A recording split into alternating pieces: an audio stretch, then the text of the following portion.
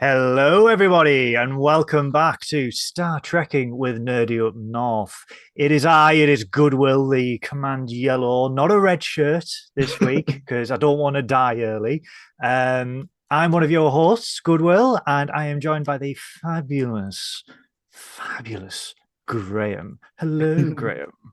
Hello, hello. It is How are me, the wonderful you? Graham slash Sonoise. I'm doing well. Actually, no, I'm not. I've just been complaining to Goodwill about how crazy and hectic my week's been because I've got loads of drag stuff on, and we're currently doing a series called Snatch Talk that's on YouTube, and we have to turn around a half-hour episode in 3 days, as well as working. That's And fun, And Come and anyone see it. anyone who's ever worked in TV or film knows that if you are creating a half an hour show, it does not take 3 days. Yeah, it's just It's not easy. Do you want to talk about what you do other than Oh Star yeah, Trek? in addition to being a massive Star Trek nerd, I'm also a dark ambient music creator slash soundtrack person, and also I do drag. So I'm a drag queen called the Velvet Snatch around Newcastle and surrounding areas and stuff like that, and it's quite good. So I'm on a lot of podcasts for that. So it's quite odd, but obviously you always get a busy period of the year because all the competitions, like the drag competitions, all happen at the same time, and I tend to be a correspondent for a few of them. So yeah, so it basically means that you have this period here, which is why you won't be seeing me on the normal Nerdy Up North podcast until probably April, because I'm really busy on Sundays. But yeah, no, it's quite fun, but it's a lot of work, but it's rewarding, and it's great seeing, it's great being able to support people who are in the competition and like sort of get to speak to them and stuff, because that's what it's for. So basically it's like correspondence to kind of go, hey, how are you feeling and stuff like that, with everyone in the competition.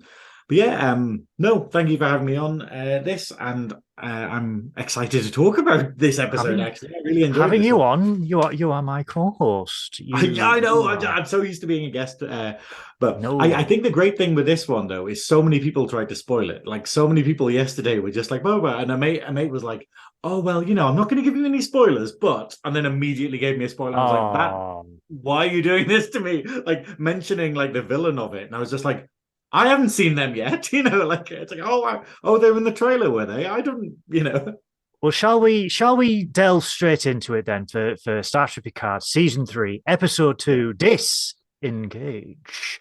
Um, very short episode this week. It was only 49 minutes, but much like Graeme did last week, I have actually got notes this week. So I've got a lovely 4 pages worth of notes. But yeah, last week sort of ended on a cliffhanger where it was sort of they were on the Helios, Picard and Riker, with this mysterious gentleman. He was like, "Who are you?" And it's like, "I'm Crusher's son," and it's like, "Ooh, cliffhanger, oof, mic drop." So obviously, this episode opens and it's set. The episode's like 2 weeks ago, and you see the Helios warp into this lovely planet, and you see Jack Crusher, which immediately I was like, wonder who he's named after. So I was like, okay. So you see this gung ho, very swashbuckling type person negotiating a deal with the Fenris Rangers for medical supplies because there is this pandemic going on in the planet below that these warlords have engineered to kill off the people to take the land.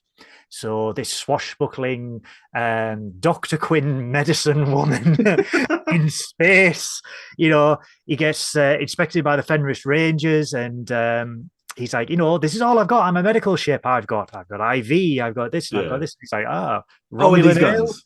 Yeah, and I've got Romulan ale Oh, and and guns. these guns. Yeah, and I love the bit where he's like, "Are you trying to bribe me?" When he's holding the Romulan ale, he's like, "No, I would never bribe you with that. I would bribe you with this." And he just opens up this big ass rifle. So, yeah, Yeah. I thought this is he's a very very gung ho, very. I got a lot of Jack Sparrow, Nathan Drake from Uncharted type, Yeah. very, very, like I said, swashbuckling and just happy go lucky person from that. And then obviously it zoomed back to present day where I they're quite liked fucked. it though, where yeah, but I quite liked it where when he was having the negotiation with them, he was like going, "Hey, we can sell weapons to both sides and make a profit, and then sort of like Yeah. let them kill each other." And you're like, that's a lot like in the DS9 episode where Quark does that exact thing, where Quark becomes a weapons dealer and whatnot. And then he's kind of going like, "Hey, we could make double the money if we actually armed both sides." And they're like, "Why didn't we think of this?" Like what a great Yeah. idea. And it's Yeah. horrible, but at the same time.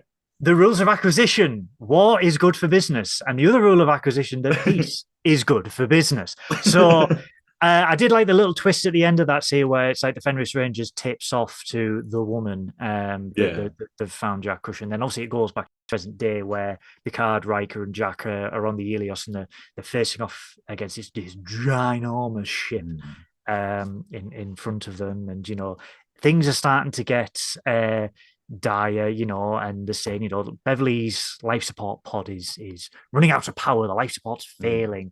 And, what are we going to do? We've got no engines. We've got no this. And Picard goes back to old Picard from the Next Generation. He's like, let's open a dialogue. Let's hail them. Let's talk it out. Let's find out what they want. And let's do this. And then Jack, being this sort of like no nonsense, he's like, computer tactical analysis, and it's just basically you fucked, mate. Yeah, I love the fact that it's like, what is it, like sort of certainty of destruction 100%. 100%. Like, okay, computer, that's terrifying. No uncertainty whatsoever. I just thought, that was sort of a good, because Picard was always renowned for that in the Next Generation, where it's like, let's have a conference, let's talk it out. And Jack's just like, we could do that, but they're still going to blow us into bits. Yeah. So I don't think I really like how this situation, like, how this whole scene played out kind of thing. I don't know if it's this bit or the next scene, but like where they have the transporter, like, what are they called? But basically where they mess transporters up. The transporter inhibitors. Yeah, it's a bit odd though, because have we seen them before? Because in Next Gen where they had the transport, like, where they had the big sticks, where they were like, oh, these increase the transporter range. So when they go down to, the enhancers, planet, they use them, and I'm like, oh, this is the opposite, and it's a bit more compact. So I quite like that, like the two different technologies exist to help transporters and also to hinder them. But I quite like that though. Yeah, they create a dampening field to stop people being beamed out. And then obviously, you're quite right, you got the transporter enhancers, which were the big lighty sticks. It's just like, oh, put these guys like these massive tent pegs. And they're like, okay, that fixes the transporter. But who collects the tent pegs after they're beamed up? That's what I want to know, because they're always deposited on these worlds. Yeah, exactly. I think maybe they just give up on them. Maybe they just kind of leave them, and then sort of years later, an alien race is going to be like, "What the hell are these things? It's a triangle of these weird stick things." Is that what Stonehenge is? Is Stonehenge just like a transport enhancer? Is it that we got imagine left behind ages ago? Oh my God, Into Darkness would have been a completely different scene if instead of the Enterprise, it was just transport inhibitors, and they suddenly turned these inhibitors into some sort of Stonehenge-esque monument and shrine to these little tent pegs with lights on it. There you go. But so we go back from the Helios to the Titan, and we have, I think the theme of this episode, and people will understand why, the theme of the episode is standoff. I got from this. There's a lot of standoffs in this episode, and the next scene after the Helios is obviously the Titan is outside. It's still in Federation space, looking at the writing system, and they're saying, something's going on. There's this massive ship, but it's definitely packing. And I like the fact that Liam Shaw's like, whatever it is, it's definitely packing. And there's this bit of tension between Seven and Shaw, where she's like, we have to go and rescue them. Something's going wrong. We have to go and go get them. And Shaw's just like, no, absolutely not. We're not doing anything. You're relieved. And I just thought, oh, damn. Well, the thing is, it's really odd, because obviously the friend who I was speaking to about it the other day, like he pointed out like how much Shaw's I like Shaw in this episode. Like, I'm liking Shaw as a character. I kind of thought he was like a bit going to be a one shot, like, oh, he's a guy who's a dickhead and we'll never see him again. Like, and then in this one, you're like, oh, I'm getting that kind of explanation of why he's like that kind of thing. Because like, I think maybe we touched on it last week, but we've got to think about like Picard and Riker, maybe their legacy, because we've seen stuff that the rest of the galaxy probably haven't. So, like, Yeah. we've seen them in Trek and like, the episodes, and we've seen that everything is kind of considered and stuff. But Mm, like maybe to the rest of the world, they do get seen as this gung ho kind of like, oh, you went and did this, and you went off and did that, and you mm. attacked the Borg and things. So you kind of just go like, yeah, maybe their note in history, their legacy to the Federation is one of being gung ho rather than what it actually was, from the episodes. So I kind of sympathize with him a bit, kind of thing. And also in the recap at the beginning, I loved how sharp it was. They just cut it, so it literally got like, oh yeah, we're going to go to the writing system. No, and it's like, Oh, I okay, love right, that. okay, they've summed that scene up fairly well. But I I love I that. really Yeah. like him putting it in context, and like Seven putting it in context to him though, being like, hey, do you want to be the reason why two legends died? Like, and Yeah. I think she deals with it like really well and obviously wins him over. Yeah. But then, yeah, like obviously, yeah, I like it. I'm understanding him as a character now, and I think that gives him a lot more depth than characters we've seen previously in Picard. I mean, you do raise a good point there because obviously we, as viewers, we would see stuff. Say, like if this was, in universe, these people wouldn't have seen what everyone else had seen or what the crew of the Enterprise D had seen and the Enterprise E had seen. And if you look at Shaw, who, judging from the bio that was on because CBS the Star Trek Instagram page put like little bios before the series started, and they were like, this is Mm. the Titan, this is Liam Shaw and stuff, and they were like, he was a former engineer, and you're like, right, okay, so you could sort of understand why, because engineers by the book, technical, everything's very structured. Like you said last week, Yeah. he likes structure, and you can sort of understand why he's by the book, and if he's read, the bio of Picard, if you look at Picard's Out service of context, history. you're like, oh Yeah. God. If you look at Picard's service history, it's like, right, okay, he was captain of the Stargazer at 33. Stargazer was destroyed. Okay, he was captain of the Enterprise D for 7 years. Enterprise D destroyed. Okay, he was captain of the Enterprise E. He rammed the fucking ship into another ship. And you're like, oh, so Yeah. you Also, can sort of understand. The Yeah. Picard maneuver, which is one of the Yeah. craziest things that you can kind of do in a battle, kind of thing. And also, like the fact that even in his academy days, he was like a wild child who got like had to have a heart replaced because he, kept He picking got fights. stabbed by a Nausicaan. And you're like, Yeah. everyone goes, Captain Kirk. Oh, Captain Kirk was the rebel. He slept with it. And I'm like, no, no, no, no, no.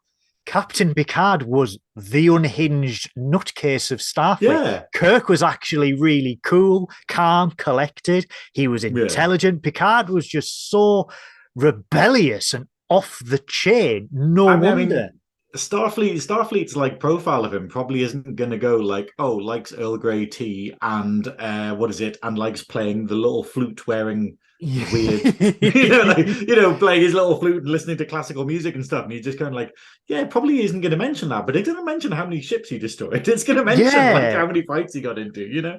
But obviously, I mean, continuing on the destroyed ships thing, we go back to the Helios, and it's like, they're saying, right, okay, the Helios, we can't do anything with the Helios. We need to get Beverly into the shuttle. We need to leg it into the shuttle to the Titan. So we hope the Titan's still here. And like not Liam, Jack is preparing it, and then obviously the ship destroys the shuttle. So you're like, oh, there's another ship destroyed. I did like the little note though when it's the exterior scene and he's seeing the debris, that the shuttle call is called Savick.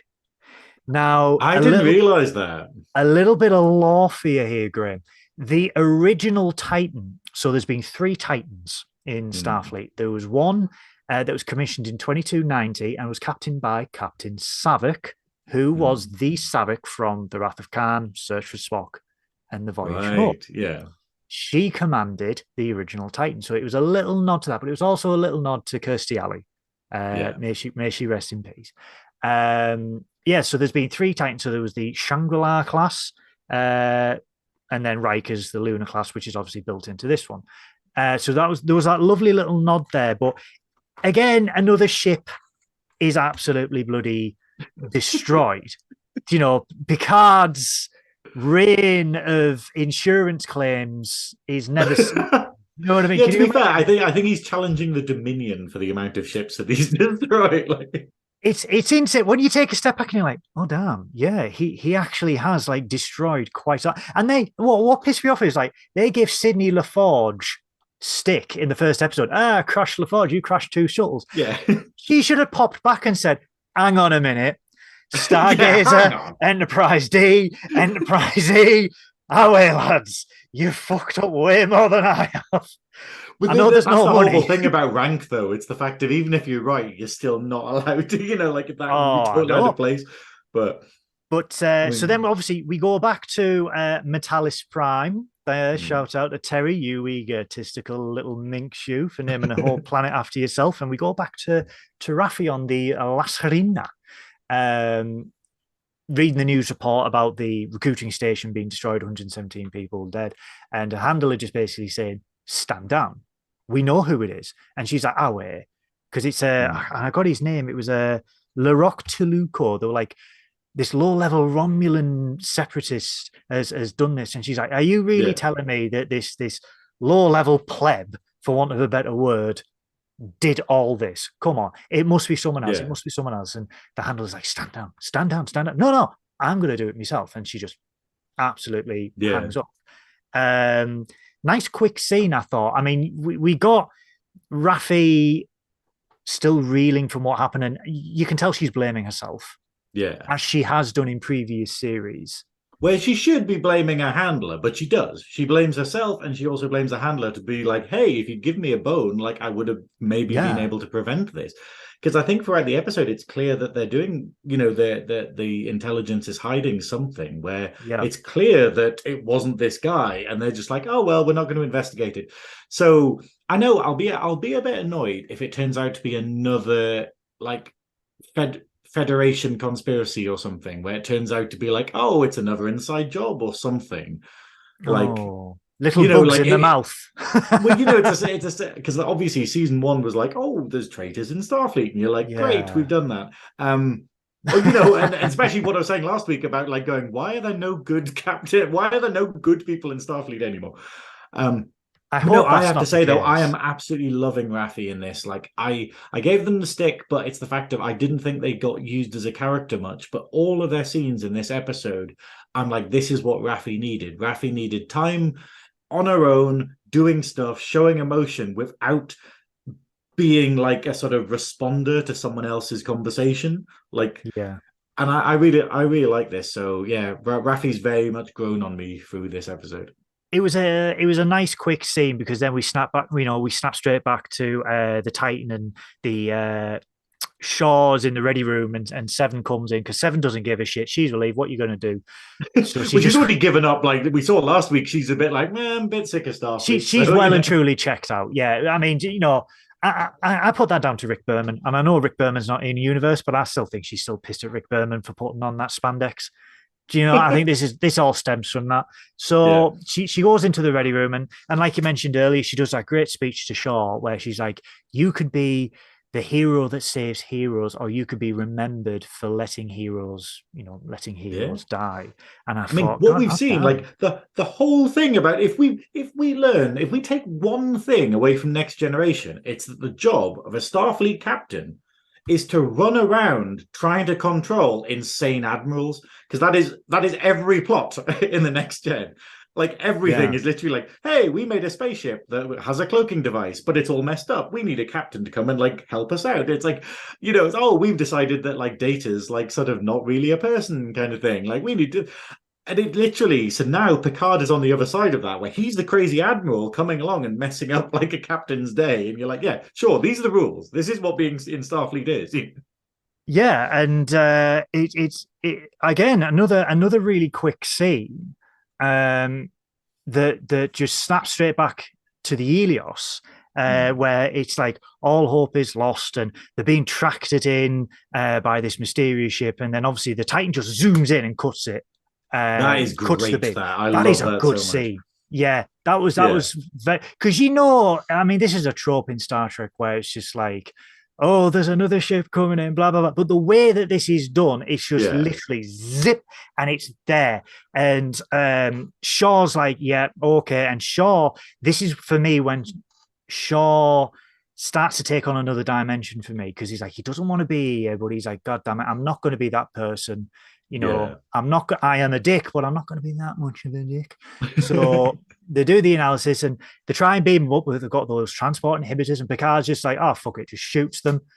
Um, they've Yeah. already. I mean, the reason we Really should great say, aim for an old oh, guy. really That's great stunning aim. aim.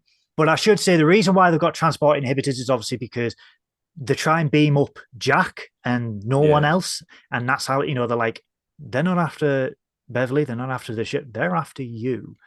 So yeah, obviously the Titan comes in, they destroy the transport inhibitors, and they beam them all up to the Titan. Um, and it goes back to Metalis, where Raffi meets up with her ex-husband.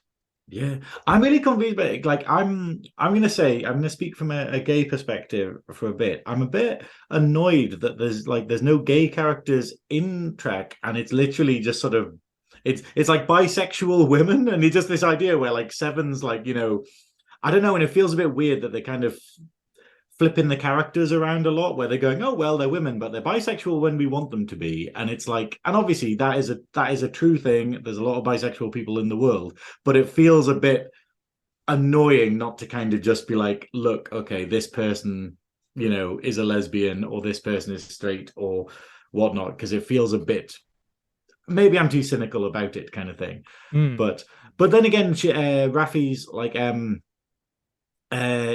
son was referenced in season one, weren't they?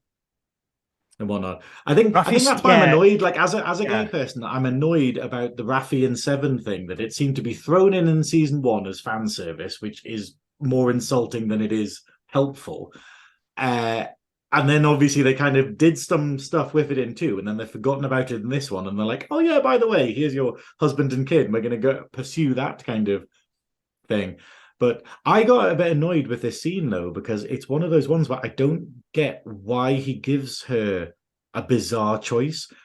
Like he gives her like a weird choice, and you're like, no, you could do both. Like, you know, It's, yeah, I it's, mean, where he's like, okay, I can either tell you where what's his name, Sneed is, or mm, you can ask me to speak to your son for you. And it's like, you could do both though. Like, getting Sneed is saving the world and like doing this whole mm. thing, and then it feels like a weird thing to It do. was a very, it was a very weird. I mean, I love that we get a little bit of background with Raffi, and we meet the ex-husband. But yeah, it's like she's not even lying on this. She's like, look, I work for Starfleet Intelligence. There is Yeah, this threat. And, bearing in mind that this is still what, District 6, and then District 7 literally had a fucking building yeah, dropped on it. The cake is a lie. This is real, dropped on it. And yeah. it's like, I'm working for Starfleet Intelligence. This has just happened. And he's like, I'll give you a choice. And you're like, It was like, yeah, it oh, why really are you took it out of focusing on me. all this other stuff when your son could need you? And it's like literally trying to solve a disaster Yeah. that just happened. And it's like, and I feel like it could have been changed to say, do you not understand what has just happened could happen again? Because we don't know who has got this. They could literally dump anything on anyone at any given time. And he's like, Yeah. well, I could either take you to the Ferengi or I could take you to your son. And I Yeah, I mean, thought, I yeah, I kind of get the idea that he's asking her to give up Starfleet. He's kind of going, "Hey, let someone else do it," and like like, oh, you can't be in this dangerous thing and also like have a relationship with your son. And it's like going, yeah. I don't know. I think it's a weird choice without any sort of preamble to it. And the first time that Mm, we've met this kind of character, mm. but yeah, it didn't sit well with me, I think. So But yeah, she, yeah, I love that. I love the scene though. Like, and like I say, I'm loving getting to see a bit more of Raffi as a three-dimensional character. So she makes the decision to obviously have a meeting arranged with Sneed. I love the name. I love the name Sneed. You know, if you want a slimy, sneaky character, why Yeah. don't we just mix them together and call him Sneed? Can you And it's imagine if they just named it like a Ferengi, like Derek or something, or like sort of Derek the Gary, like Ferengi. Gary the Well, Ferengi? You know, he has let's the be lobes for honest. business. It's 2402. It's the year 2402. Why do humans have to have human names? Why do Ferengi have to Yeah, have Ferengi names? Couldn't a Ferengi be called Jempok? You know, a Klingon name. And yeah. there will be a name. There will be a Ferengi called Gary. Somewhere, Gary the Ferengi. Gary the Ferengi is out in the Alpha Quadrant hawking Sluggo Cola. Yes, Um, it's like a Sluggo Cola. But yeah, it was yeah. So that was for me. That was a low point of the episode for me. That I where he made her choose. I thought there was no need for that. yeah, I think that's it. But I will say though, that I'm really enjoying having the Ferengi in it. Like having a Ferengi character because it ties Mm, it so well into the rest of the kind of series. Because you know yes. what we're saying, where we're getting new Star Trek stuff, and then they're like, let's create another race for this, or let's create a new race of things. And you're like, no, you have plenty. You can use these There are well-established things. yeah. So it's We great are actually having a Ferengi character in it, even if he's the only Ferengi we meet in this season. I'm like, cool, tick the box for me. I love it. yeah Although I will we. say though, in the scene where they meet, obviously jumping ahead a bit, like Hmm. I wasn't impressed with his lobes. Those were pretty. Were they smaller lobes than normal? Oh, we'll get to the lobes Yeah. because I do have yes I do have something to raise about the lobes. So Okay. we'll We'll discuss move that when we on. get to it. Yeah. So um, again, straight back to the Titan in the writing system. Titan writing Crichton. Again, standoff. Um, so you know, Seven's on the bridge, and she's saying to Shaw, "Look, we've got everyone now. Let's just pop a clutch, go. Yeah. We don't want to hang around." Shaw, for me, this was quite a turnaround for Shaw because as a by the book person, you'd be like, "Yep, we've got everything. There's a threat. Let's hot foot and do that." And he's like, "No, Hmm. no, no. I want to see who we're dealing with." And See, I I think, quite like it though, because I'd say the opposite to you. I'd say that it's good that because he is so by the book, he was like, okay, well, we've gone into the neutral zone. Like, it's not neutral mm, zone. We've gone out of Federation space. We've got ourselves into this situation. I'm going to have to write a report about it. Let's find out a bit more.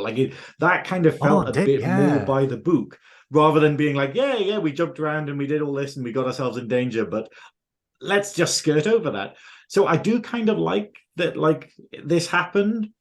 And This although I love the line, what is it, where they beam them all over, and he's basically like, "We're basically a hotel now. Let's just get all of them." oh, It's like I we're love that. wanting to. Oh, there's 4 life signs. Oh well, all of them. I love that line.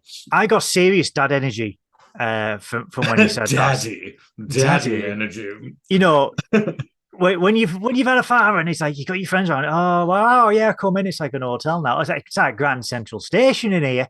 It's one of Um, those. It's one of those lines yeah, like, "Oh, it's like Blackpool illuminations in here when you leave a yes, light on." And you're like, "That is the most yes. northern, common phrase that every child Every heard." But northern person in the world would have heard that at one stage in their life. That, or we are bloody born in a field.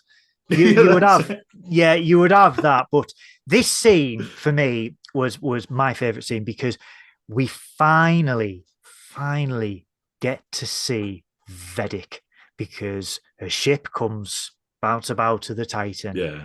and then oh, we're being hailed, and it's Vedic, and it's Amanda Plummer, the daughter of Christopher Plummer, who was General Chang Mhm. from the Undiscovered Country. So a great callback to the Undiscovered Country with that. Her performance throughout this scene is phenomenal because she just she gave off this terrifyingly calm, happy face, but I could fuck you up at the drop of a hat Yeah. vibe. I absolutely adored her. Like, I absolutely was just like, this is an amazing character. This is an amazing. I don't know if they are a villain. Like, I'm not going to jump the gun and say that they're like, a massive villain. It might be one of these things like the Romulan guy from the first one. I've forgotten his name because I don't care. Exactly. Yeah, so that's how much I hated him. Yeah. But where he basically became a sort of good guy by the end of the series. And I think it's a lot like that, where but the fact is, like, it's really difficult to do crazy and unhinged because you have very few options. You can either be sort of like, Heath Ledger's Joker crazy, where it's so blatant and it's like, it's not even hidden. Or you can like do a more sort of far subtler one, like, I don't know, American Psycho kind of thing. And then she does it really well, where you can see that it's under the surface. So like there's little crazy nods and her phrasing changes, and she's a bit like, you can tell that she's putting on a face and she could explode at any moment, and that she's kind of gracing you with, this is me talking to you, like she's amused by everything rather than being bored by it. And I just thought it was amazing, like, to put that across and do it so well that it was like the Borg Queen, where I just go like, I want to see more of you. Could you just be in every scene? Like, and that's what you want from a new character. She because obviously she interacts with the crew and she knows everyone on that bridge, and she's like, Liam Shaw, and like to the point where she knows his psyche eval, and you're like, oh damn, what is under Captain Shaw's uniform? I think he just says dick. Yeah, you look at the psycho and it's like dick, and you're like, oh, fair call. Daddy energy. It's my notes from last week. Yeah, Daddy energy, dick. But to be fair, that's my Grindr profile right there. that's the. What are you looking for? Okay. But we then get finally Jean-Luc Picard in the synthetic flesh. Yeah, finally, they're not going to wreck on it. Finally, someone references it. Someone has gone, oh, damn, do you remember in season 1 when we turned him into an android? Yes, this Gadget knows. So why doesn't anyone else mention it? I love that, where she did that. And basically, she's like, I'm a bounty hunter. Jack's got a considerable reward for him. Give him back, or I'm going to put a hole in you. And it's like, right, okay. So that's her demand. And she's like, you've got an hour. So then they go through the background and stuff, and they're like, well, who is this Vedic? And obviously Starfleet's got no fucking clue, because she's been operating outside of Federation space. Fenris Rangers, which Shaw has that little dig, the Ranger fuck. And she's, Seven says, well, there were being murmurings about a person who is literally, I mean, didn't the con officer say that she's got every weapon under the sun plus something they don't know about? And Shaw's like, we get it. We get it. She's locked, cocked, and ready to rock. We know. I like how ludicrous the ship is. Like, considering, like, in DS9 you have like the Defiant, where it's basically they gave it so many weapons that it just doesn't really function as a ship very well. It's like that's why they didn't ship make on loads steroids. Yeah, because they were like, hey, this kind of isn't really good at a lot of stuff, but it's got a lot of guns on it, and you just go like, hang on. So we're saying that like the Defiant is this, and yet this has more weapons and still seems to function. You're like, it is the most ludicrously overpowered thing, and it's like, how many guns do you need? Explain it. I hope maybe they kind of go into whether she's got like a massive crime syndicate, like whether it's like as big as the Orion Syndicate or something, to explain how she has this implausible ship. But I mean, like I said, she gives him she gives him an ultimatum, and then she does one of the most badass things, where she's like, I'll do something, basically, I'll do something just to show you I'm not bluffing, and literally yeets a starship into the tight. Like, I have never seen that in Star Trek, and I was so bloody impressed, where it's like, oh damn, she doesn't even have to fire a gun. She just baseballs a ship into this ship, and just to see it just yeeted into the Titan and fucked up, I was like, oh damn, she mean business. She also, absolutely. I absolutely loved LaForge's explanation of it, where he's just going, my dad basically said that you could always weaponize every aspect of science and physics, and you're like, yeah, god damn it, yeah, absolutely, Sydney. But then they find out, because they go into the ready room, and Seven goes, because Shaw goes to Seven, who is this Jack Crusher? And she pulls up and she goes, hands him a pad. And Riker and Picard are like basically saying to Jack, "We need to know why he wants you. You know why she Mm. wants you. You know this is more than just you now. This is your mother. This is everyone." And then Shaw just basically comes in and says, "He's a con man." So it sort of goes. So in this scene, it's like, all right. So the cliffhanger that he's his son. Maybe that it's not Beverly's son. Maybe he's just a con man that's maybe said to her, "I'm your son from being Yeah. cloned or whatever." Or so it's like, okay, so he's not his son, and he gets arrested, and Seven gets relieved of duty because Shaw's just had enough now. He's like, because Yeah. he like he said to Vedic, I was having a good morning up until now. So again, daddy energy, dick energy, Monday morning energy. Absolutely, I'm on board with this now. Yeah, Because that's if it. I I've didn't not had like a it last coffee, episode, and this one I'm like kind of siding with you a little bit here. I so can it's like, kind of yeah, feel so the struggle. you've been woken up early, you've not had a coffee, you've had a shuttlecraft nicked, and you've had a ship yeeted into your own ship. Yeah, I would sort of be pissed off as well. So Yeah. yeah, Liam, you're going up slightly in my book, mate. So yeah, Well, so what I'll do is I'll get my notes where I just say Shaw Dick, and I'll just put question mark after Dick and be like, yeah, Dick? dick. But then we get this lovely mini scene in the turbo lift between Riker and Picard, where Riker, Picard's like, we have to come up with a plan, we have to do this, and Riker's just like, do you not see what I am seeing? Yeah. And he's like, come on, Jean-Luc, I can see this. You two must see it. And then you're like, Yeah. oh damn, could it be Jean-Luc's son?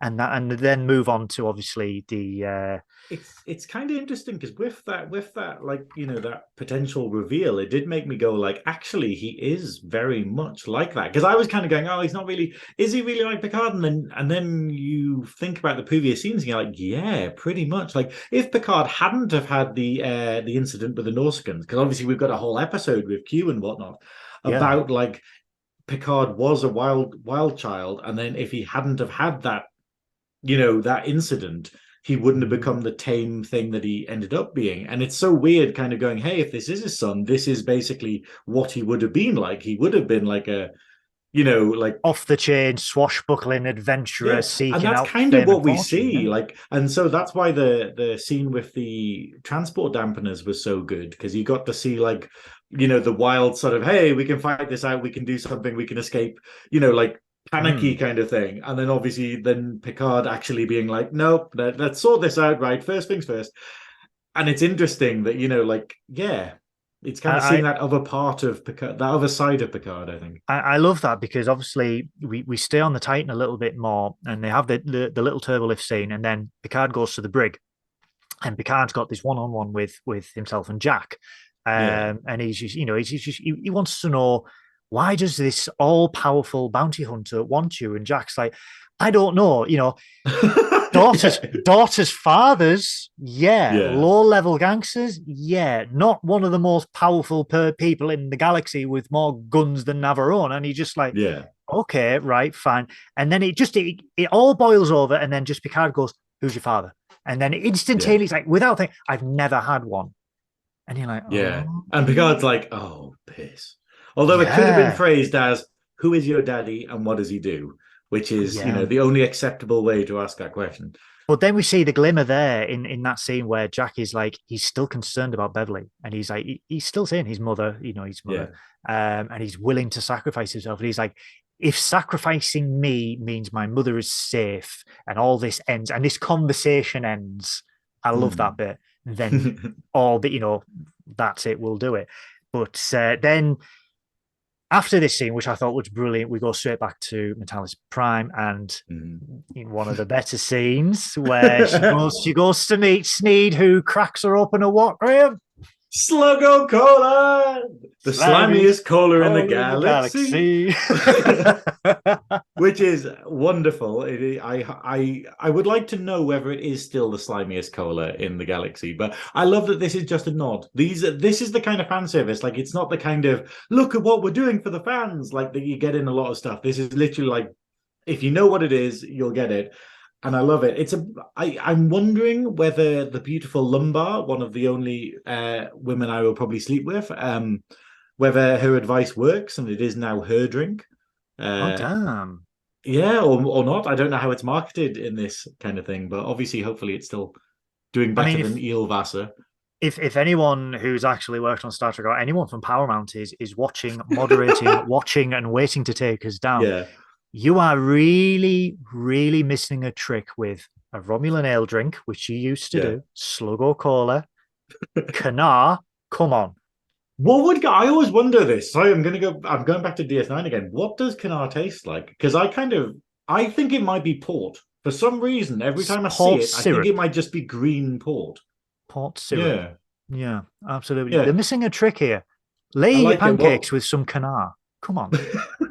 we just had Shrove Tuesday, so it's like, There you oh, what are go. you putting on it? Canar. Yeah. Yeah, there you go. So we get to meet Sneed.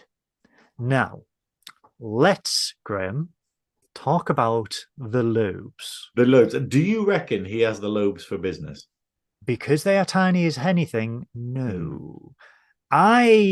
I'm extremely happy. After Discovery season 3, when we saw Hmm. Ferengi in the 32nd century, I am extremely happy that Terry Matalas has gone, nope, these Ferengi, nothing else, these Yeah. Ferengi. Brilliant. His lobes and the makeup was a bit more real. And I think obviously makeup artistry and prosthetics has advanced in Yeah. the 20 years since DS9 when we last saw Ferengi. Hmm. But the lobes could have been bigger. I If think this it's an dude, interesting one. Like yeah, maybe maybe it's a female, or maybe they're like, I don't know. Is it maybe like in the middle? I don't know. obviously no Ferengi is going to be the same, but he does not Yeah, have the lobes for business. Those yeah. would be quick umoks. That's all I'm going to say. I think he's overcompensating. I think that's the whole Oh, thing. I think this damn, whole yeah. thing of the whole whatever scheme he's involved in, or this, I think that's him overcompensating for disappointing But loops. Are we having this conversation? well, of course, It just dawned on me that we're having this conversation. lobe chat with Goodwill and Graham. Welcome to But Lobe Chat with me, Lumber. come and listen with your lobes. The Speaking of DS9, though, I love the little callback for the baseball, and Yeah. I did wonder. It's highly doubtful, but I did wonder. I was like, is that Cisco's from his desk? You know what though? It's like because this season I'm enjoying it so much from 2 episodes. I'm like, this is really good. I'm actually getting Mm. the fuzz in my thing of going, are we gonna see Cisco? Is that gonna be one of a crazy reveal or something? Or are we actually gonna get something in that direction? And I'm kind of going like, oh God, maybe, like maybe this might I be with the amount I of DS9 sort of references so far in 2 episodes, you're like, I I have it on good authority. I won't name sources because of NDAs. I have yeah, it on good authority that there are more cameos than we know from previous cast members. yeah. We don't know. If it's Avery Brooks, I will legitimately lose my shit because Imagine like because Avery he Brooks is amazing. it's really strange, like because I think Avery Brooks is a lot like like I've totally forgotten her name. Who plays Troy in Next Generation? Marina Sirtis. Yeah, sorry, why couldn't I remember that? No, it's a lot like that. Where when you hear their normal voice, you're just like, oh wow, you've been Yeah. putting on a voice that much. Like you don't sound anything like your character. And then like hearing Avery Brooks and just being like, oh wow, okay, he's like Yeah. this crazy sort of sexy jazz voice and stuff, and then he just kind of loses all of it for like to play Cisco. But no, I thought this scene was absolutely wonderful. I really liked the thing. I like the mention of Section 31, and it's kind of a bit Mm. crazy that you're going maybe is Raffi and her handler, who we meet in a little bit, are they working for intelligence or are they actually part of Section 31? And it's kind of amazing to think that not only is it still around, but also it's common knowledge now. So you wonder whether in canon Bashir's helped with that. Because Or I is know it one of common the knowledge in plot the threads that he was underworld? left with was basically, oh, he's going to sort of sort Section 31 out. Mm. Is it common knowledge in the underworld, maybe? Because obviously this is Maybe. outside of the Federation. It's just like they need to know their enemies, and Sec 31 would probably be one of their enemies. But yeah, this scene was good. Obviously we had a little baseball, and then a fucking grenade just sat casually on a shelf, and you're like, Yeah. dude, disarm, then put it on your shelf. That's all I'm going to say. But then obviously, cracks open a cold slug of cola with the boys. And she's Raffi's there because she wants to know who got this bottle tech, who stole it from Daystrom, because she's like, come on, Luco, he's a low level. He doesn't have the balls to pull this off. Yeah. And Sneed delivers her the ultimatum because he's like, I smell a rat, basically. I think you're Starfleet. You left your husband for Starfleet. You stink of Starfleet. Prove it to me that you are legit. Take this drug. And God damn it, Raffi just goes ahead and does it. Yeah. And I think it's good. And I think also the scene played it the right way, where the scene showed the hesitation. It showed that, this is a big thing, but it's also the idea of, and I quite like it, because obviously in the previous scene, like her ex-husband was basically saying, you need to pay. I got through drugs because I had my son, and that was the sort of like the rock for me. And I kind of like the idea of maybe like work and Starfleet is what's getting Raffi through this, like Starfleet intelligence is her rock for this. So obviously she's able to do the drugs because she's like, hey, okay, it's for my job. It speaks a lot to me, that, because I think a load of us use work as a crutch to keep busy, so you don't have to think. If you don't have anything else, then work, as we all know, Graeme, is we all have it. We all have people in our jobs, kind of thing, where you just go, oh, you have nothing outside of this, and that's why you're such a blowhard, with a lot of stuff, because it's like you do get people where you're just like, oh, you've been in this job for 40 years and you don't want to change anything, or and it's like, oh, you work unpaid, like an extra 4 hours a day. It's like, oh, okay, cool. But then you've got those people. Other things in the world. Yeah, but then you've got those people where obviously to stop themselves from thinking, do just continue to work. I mean, I'm like that. I have a full-time job and I do nerdy up north as well, because I evidently don't like to be alone with my mind.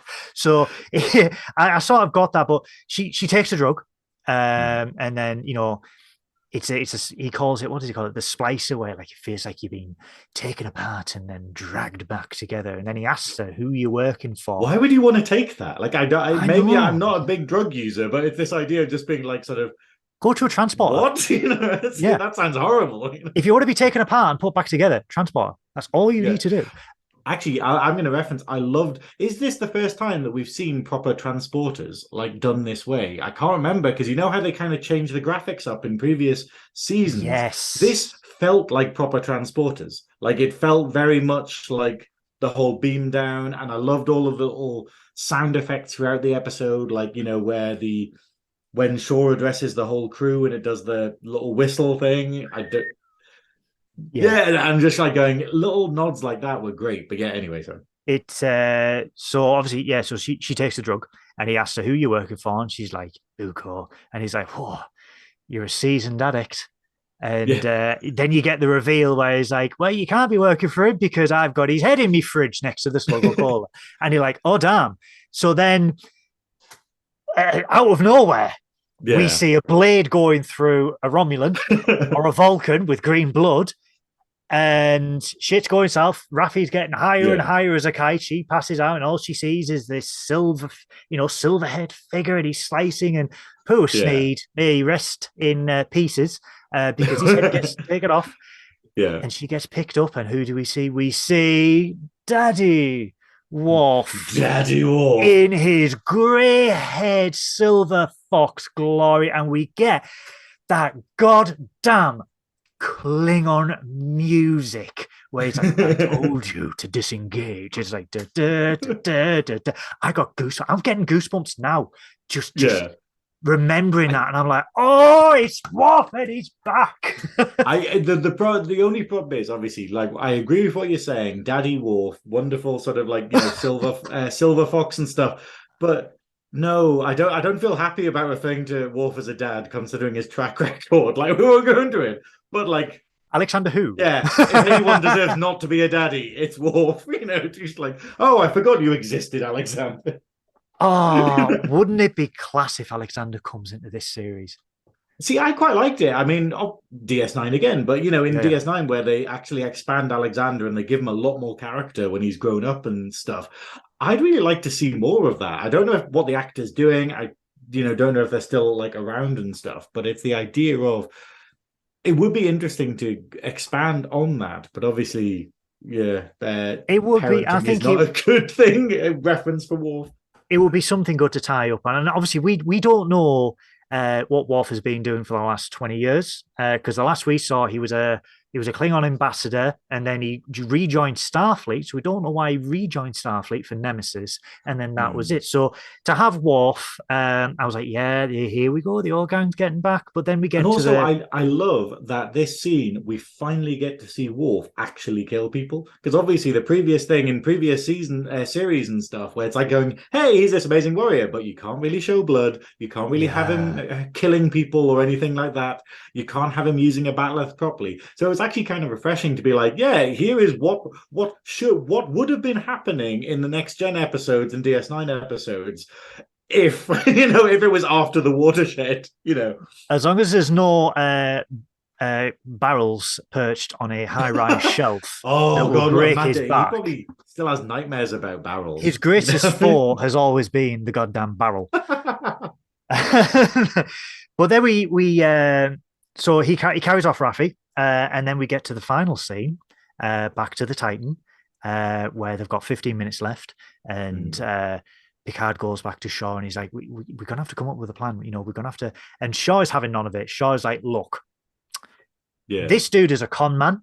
I don't care if he's your ex-girlfriend, son. I'm handing him over. We've got 500 souls aboard this ship. Yeah. It's not worth it. I'm handing it over. And this was the scene where I was like, I agree. To some thing, I agree, because bearing in mind, Jack has not claimed immunity. He's not claimed asylum, immunity, asylum, and he is actively shown, or he's actively said to Picard that I will rather give myself up. But then, and he is a criminal. Like we can't skirt over the fact of like he probably has caused genocide, in various ways. But then we get the communication from Vedic, because Picard is saying before this that saying to Shaw, open a dialogue. He does it again. He's like, open a dialogue. Let's talk. Let's stand down by standing up. And I thought, right, okay, this is next gen Picard. This is what he did. We're getting to see Picard at last after 2 seasons. Yeah. We're finally going, oh, this feels like Picard. Yeah. So before they can do that, Vedic opens up and she just rattles off this really intimidating speech where she's like, it's been centuries since clocks had a mechanical thing where you got the tick tock, and she's like, if you don't return him, I because her ship's named the Shrike. The Shrike. It's really odd because she says Shriek, and I always thought it was Shrike from the way it's spelled. I think it's Shrike, but I think she's got an accent in this. Yeah, I don't know. It's one of those ones where I've like never heard it out loud, so probably. Yeah, but it was how she pronounces it. She was like, "Do you know why I've named it the Shrike? It's because the Shrike is this little bird that doesn't harm or have malice, and only eats when it's hungry, and it'll peck at you, and that's what I'll do with surgical precision. So it attacks you with surgical precision rather than violence, And I'm like, she just riles up. She doesn't give him a time to speak or anything like that. And she's like, if you don't return him, I will peck at you, and I'll do it system by system, and I will take everything that you are and everything that your ship is until you regret not returning him. And then she just cuts off. And then Shaw just goes, oh, so much for standing up then, and just looks at Picard because he's like, where is this famous next gen Picard now, sonny boy? And you're like, oh, damn, because Picard's just absolutely speechless. But then we see Jack break out of his cell, give it the old Glasgow kiss to the security guard. I was like, go on, seafood, Jimmy. And then he's legging it, and then they've got a security breach. And then 7 of 9, she's like, I don't care if I don't have a rank in her pip. I want this and I want that. And they go to find him, and they lock all the shuttles and stuff like that. And 7 corners him in the transport room. And she's like, he's trying to beat him off. He wants to unlock. And Picard goes, he's trying to save us. So he's like, he is sacrificing himself for his mother and us. And then Shaw goes, right, unlock the transporter, because if one person, the needs of the many outweigh the needs of the few. Yeah. So it's that. But then I have. Hold on, I do not mean the higher the fewer. From Alexander's random line from. Yeah, goddamn Alexander! Please don't come back if that's what you're going to come up with. If that's the level of I don't understand that. I've watched that episode so many times, and like it's a horrible episode because obviously it's a Luxana Troy being a villain episode where she just kind of comes in and be like, "Hey, I've ruined everything for everyone. That's my character." But yeah, come on, Luxana. But the higher the fewer. But we have this for me. And I know I said my favorite scene was when Vedic comes in, but this scene, this 30 seconds that plays out, and I want to discuss this with you. Crusher comes onto the bridge because Riker's gone down to sick bay and he's gone. How is she? She's like, oh well, she had some arterial bleeding, but we don't. Got a hole in her. She's still got a hole in her, and she's heavily sedated. And Riker's like, nope, Red Bull straight in the neck. Time to make a walk. Time to make a walk. But we have this wonderful scene, and all props to everyone who did this scene, where Shaw has ordered the unlocking of the transporter so Jack can beam off. Crusher comes onto the bridge with the aid of Riker, doesn't say a word, but makes eye contact with Picard. And I want to get your opinion on this. I feel we had more information in those few seconds with the eye contact between Picard and Crusher than we had about Jack at all throughout the episode, because not telepathically, but he's looking at her and going, is he my son? And she's looking at him going, yes. And then he just goes, belay that, blah, blah, blah, blah, and Shaw's go, what the fuck are you belay? It's my son. And I just want to get your opinion. I love that Shaw's just like, oh, piss. Like he's just like, oh, well, okay, right. I want to get your opinion on that, because I just thought that little scene between them both. I thought it was absolutely beautiful. I'm kind of annoyed in a way because they're obviously paying her by the word, because she doesn't say anything in this entire episode. They're like, okay, cool. Like we'll give you 50 quid if you just sort of stumble onto the bridge and look forward. But gotta find ways around, be like, oh, well, we've got the whole next gen cast here. Bloody hell, this is gonna cost us. But like, money saving expert. But no, I absolutely loved it. Like it was the problem was I was kind of going, yay, cool, we get to see her speak, and then she didn't, so I was a bit annoyed. But at the same time, it worked perfectly. It was so beautiful. Like just exactly what you're saying, where the words weren't needed. But also the idea of at what point did they fuck? At what point, like when was their time after? I will get to that. I will get to that. Yeah, hold on. I have a theory. I have it. Yes, you're going to turn to a whiteboard in the background and be like, "I've calculated when they fucked." I have a pull down anatomical diagram. No, so obviously Picard belays the order, and he's like, "It's my son," and like you said, Shaw goes, "God damn it!" And then he's like, "Right." LaForge, prep the weapons, prep the shields, we're running. And then you just get that little shoulder tap and you're like, Shaw's like, God, that. And this is for me where, excuse the pun, the dick starts to soften. And he's like, yeah. That's never a good thing. It's never a good thing. But it's like, Shaw's like, okay, it's your son. I sort of get it. Yeah. So then, it's like, fire the torpedoes, and then they just hop to it, and they leg it into the nebula, and Picard just says engage. And then obviously that's it for this short episode. But theory about Jack Crusher, because you said, when did Crusher and Picard get it on? And I will tell you exactly when they got it on, young Graeme. Because Ed Spieler, who plays Jack Crusher, is 34 years old. Now, 34 years ago was 1988. He was born in the middle of 1988.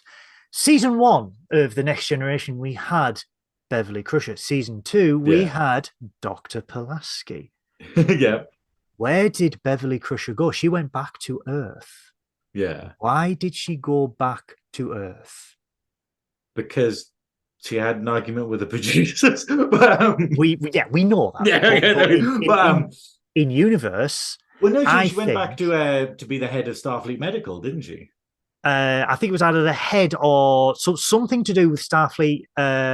No, God damn it! I think she was the head of Starfleet Medical, and then did it for a year, and they were like, "Oh, they've realized I'm actually a bit of a shit doctor," and then like just went back to the We're going to flagship. consult. We are going to consult the oracle of all knowledge. That is, ladies and gentlemen, Memory Alpha, the Star Trek wiki. This is cheating. You're It on is. cam, Goodwill. This I'm is on cam. absolute cheating. I'm on camera cheating, but God damn it! But So yeah, I think is it the head of Starfleet Medical? yeah. So in 2365, Crusher was offered the position of head of Starfleet Medical. Mm. Now, here's my theory. Between season 1 and 2, Yeah. Picard and Crusher got it on. Okay. She got pregnant. Right. In order to keep it from Wesley Yeah. and Jean-Luc, she took up a position at Starfleet Medical, gave birth, gave Jack maybe to her parents. Yeah. Because she was born on Luna. So she's in the neighborhood, and then came back and said nothing. If this is the case, if this is where they're going with that adds a new dimension to Beverly Crusher, who, for me personally, in the 35 years we've had the Next Generation, hasn't had that much of a role in Star Trek.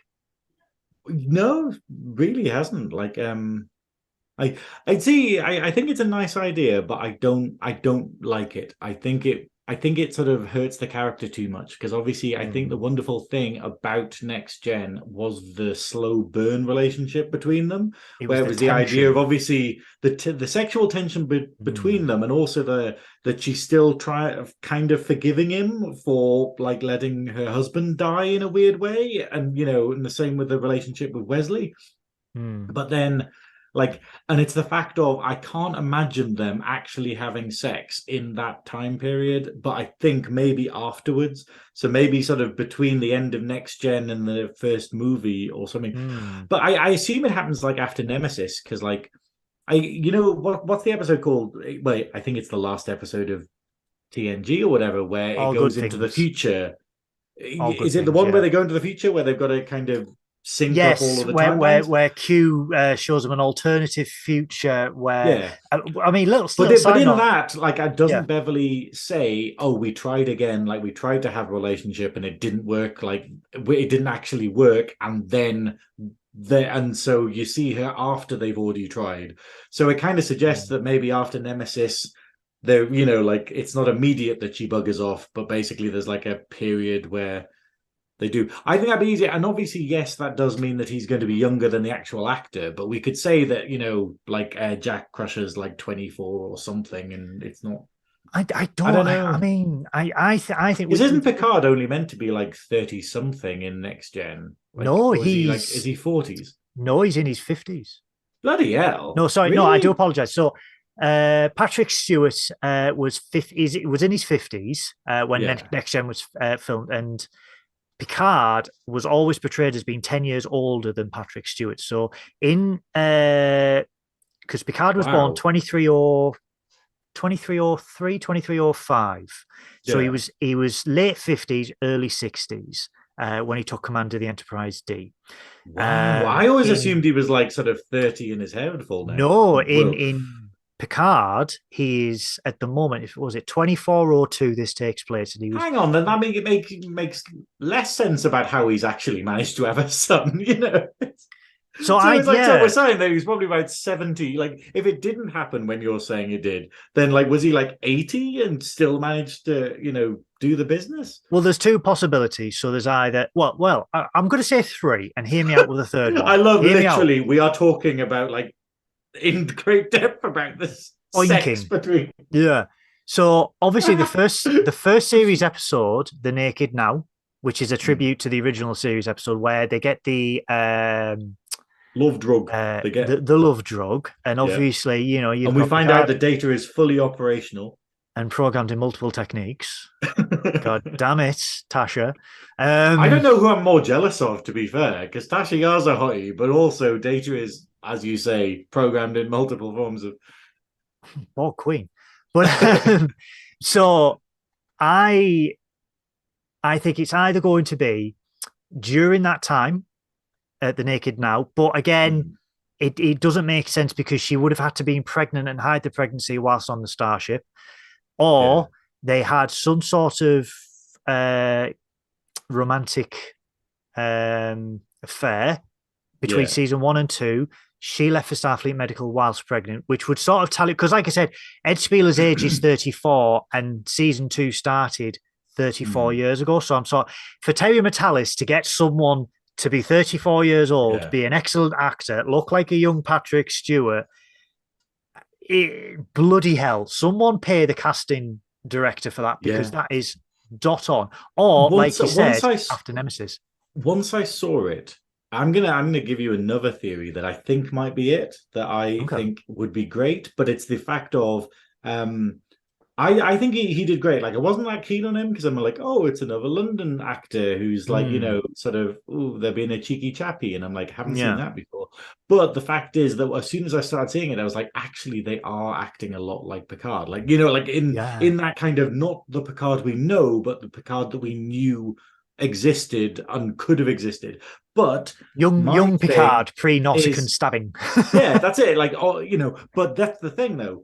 I'm pretty sure, I can't remember what it was, but I'm pretty sure Jack makes reference to time travel. Like, he makes reference to something that like happened, or like he says it's something not from this galaxy or something.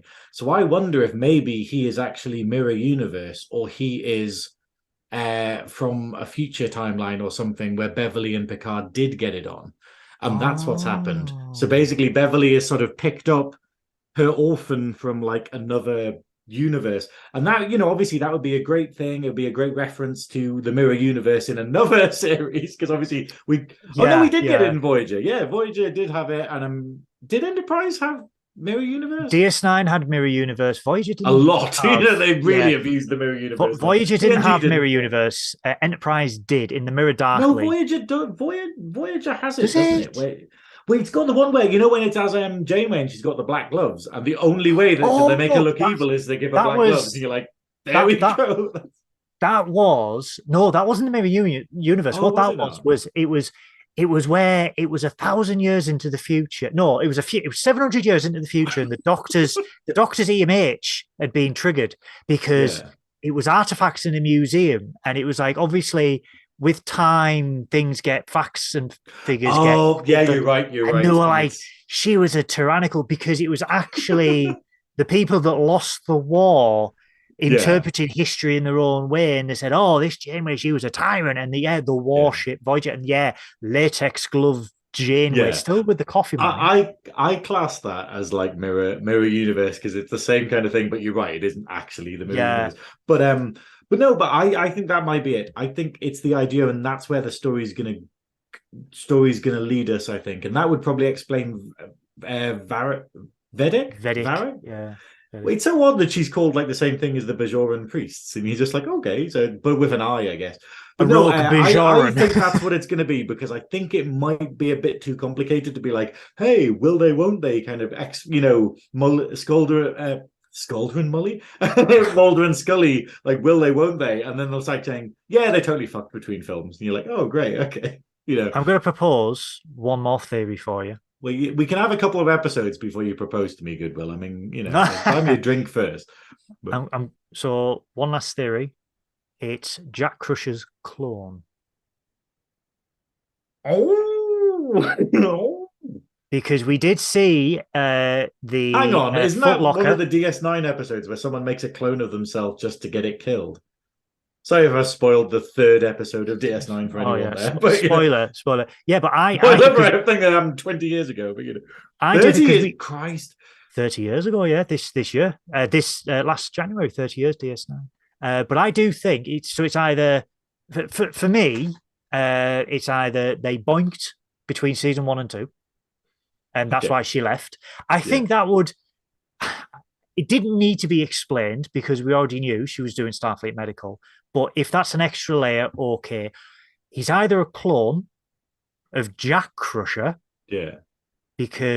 but again, it's a long shot. Why would she want to clone her husband and then give birth to her husband? Or he's mirror universe. He's from another dimension. He's from another universe. We'll see, because it's going to play. I think we need to ask the people watching this video. So I think we need to ask them like what they think in the comments. I think they leave a comment when below. Is he mirror universe or something, or when did they boink? They're the main questions. Like, leave a comment below. Did they boink on the Enterprise D? Did she clone her father? What do you think? Between specific episodes, that's how specific I wanted. I want to know like what. Yes, I want star dates. Which episode and which episode did they fuck? I want star dates for when these two got it together. Okay, because I'm sorry, that the one thing I loved about that Naked Now episode was he entered sickbay with a little skip. Did he boink after that? Did he boink before the little skip? Yeah. I mean, I think it'd be great if it was actually that she did get pregnant and she went like, and she was like, oh, like that's why I had to leave because it got too intense kind of thing. But then I think it makes it complicated. It makes everything a bit more complicated because you would have mentioned, oh, by the way, Jean-Luc, we have a son. And they were telepathically linked in one episode as well. So sort of when Picard was reading her mind, he's literally just climbing through these mountains, and she's like, "Don't tell him he's got a son. Don't tell him he's got a son. Don't think about Jack. Don't think about Jack." I'm excited to find out how they're going to play out this. But on the whole, though, I think it was a brilliant episode. Really enjoyed it. Albeit short, it was quite snappy. I think scenes didn't last as longer than they needed to be. I think it was straight to the point. Raffi scenes were much better than last week's. Great to see another dimension of Raffi. Liam Shaw, I'm warming to. Anything for you? Any standout? No, I absolutely loved it. And my friend was saying, oh, it's a bit of another slow burn episode. And I'm like, no, this is what I want. I don't want big action scenes. I don't want big explosions. We got enough action in this with like the yeeting of the ship and whatnot, and the the breaking of the tractor beam and stuff like that. This is exactly what I want from Trek. This is the pacing I want from it, where it's discussion. It's discussion. It's character building. It's making you question things. It's like a little bit of sleuthing in the background and whatnot, being like, oh, well, what's going on here? Or, oh, what could they do? How could they get out of this situation? Rather than explosions and stuff like that. It had enough of that in, but this is how I want the rest of the series to go. But I'm getting to this point now where I'm getting a bit scared, because this is what we've had in Picard, where you get the first 2 or 3 episodes and then it goes, now let's change it up and do something totally different. So as long as they don't do that this time, so I'd be very happy if the entire rest of the series was just this style of episode, because I like Star Trek of old, which is what a lot of people want. Well, that's the thing. It's the idea of, Star Trek for me is discussion. Star Trek for me is characterization and an ensemble cast. Mm-hmm. It's not, space battles. And, anyway. But on the whole, another fantastic episode. Absolutely, absolutely brilliant. I loved it. And I think that's it, Graeme. I think we've done a review of episode 2. I think we're done. I think please like and subscribe to Nerdy Up North and comment below with whether you think Sluggo Cola is her drink in this universe, and also when did they fuck? Yes. And we'll see who's right at the end of the series. Thank you for everyone who's tuned in to listen to this review. All the views are really appreciated. Like Graeme just said there, please like, comment, subscribe, click that bell, give it a good ding-a-ling. Click that bell, and then we notify you whenever we put a random thing up. And there's a Patreon, isn't there? There's a Patreon, and Sammy's doing these wonderful Gammy Thrones. I think Gammy off Thrones. So we have a Patreon, guys, that we are move it. We're going to be adding content on throughout the year. Little bit of extra tidbits for Titbits. Tidbits, yeah. Specifically tits. Well, yes. If you subscribe, you may see the odd mammary or two. Yeah, but they're yours. They're yours, aren't they? Well, give the public what they want. That's all I'm going to say. But yes, we do have a Patreon where Sammy is doing a Game of Thrones podcast at the moment, discussing one of her favorite series, and she'll also be doing Lord of the Rings as well. So we do have a Patreon. Fancy. We have a rather wonderful Facebook community. Facebook.com/groups/Nerdy Up North, which will be somewhere in the video. I believe it's going to be somewhere there. I believe, or the. I think it's going to be there. We also have a Twitch where I act like an absolute complete Burke and dance to sound effects and disgust people with me groping my own tits while playing Far Cry 5 and other games.